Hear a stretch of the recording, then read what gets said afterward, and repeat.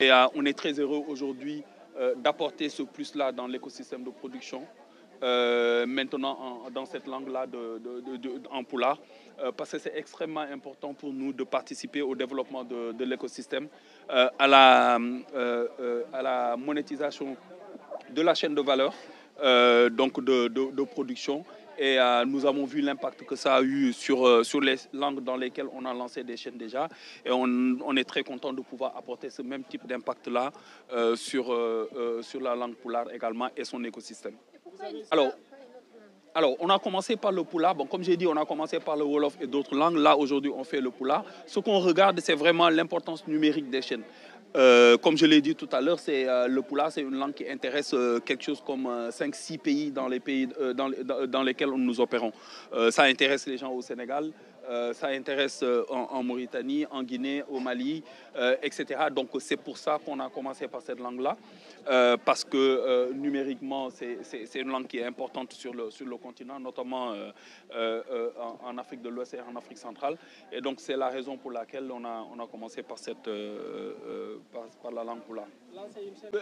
Écoutez, quand on met des moyens avec tous nos partenaires, Marodi, avec les acteurs, avec les techniciens, on investit de l'argent pour créer des productions telles qu'on le fait aujourd'hui et avoir une chaîne telle qu'elle est là, c'est pour évidemment générer de la valeur pour tous ces gens qui interviennent dans l'activité. Alors si on se retrouve si la chaîne se retrouve piratée, c'est en fait de l'argent que tout l'écosystème perd. On peut mais c'est d'argent que nous on perd, mais en fait, je pense qu'il faut se focaliser surtout sur l'argent que l'écosystème perd, que les producteurs perdent, que les réalisateurs perdent, que les acteurs perdent. C'est cet argent-là qui est, je pense, plus important. C'est ça qu'il faut essayer de valoriser. Je pense que c'est dans l'intérêt de tout le monde de lutter contre ce fléau-là qui empêche tout simplement le développement d'un écosystème viable. Nous, on fait ce qu'on peut. Il y a un cadre juridique qui est défini ici au Sénégal et nous utilisons tous les moyens juridiquement légaux qui nous sont offerts par le cadre sénégalais pour lutter contre. Donc il y a des autorités et avec lesquelles on discute tous les jours pour stopper.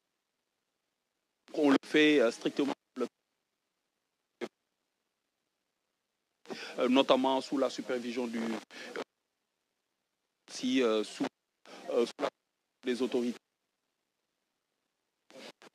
que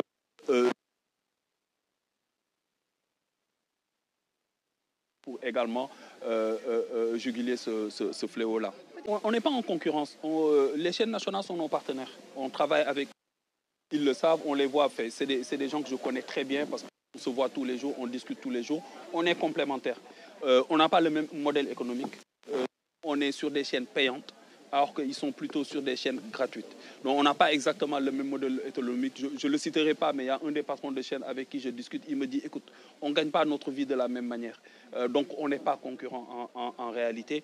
Et en fait, on est très content de travailler ensemble. Les chaînes nationales, c'est des chaînes qui sont dans notre bouquet, que nous transportons, que nous diffusons partout à travers l'Afrique et à qui nous donnons une visibilité, une exposition qui va au-delà du Sénégal. Donc je pense que nous sommes très contents d'être en partenariat avec eux, tout comme ils sont également très contents d'être en partenariat avec Canal+.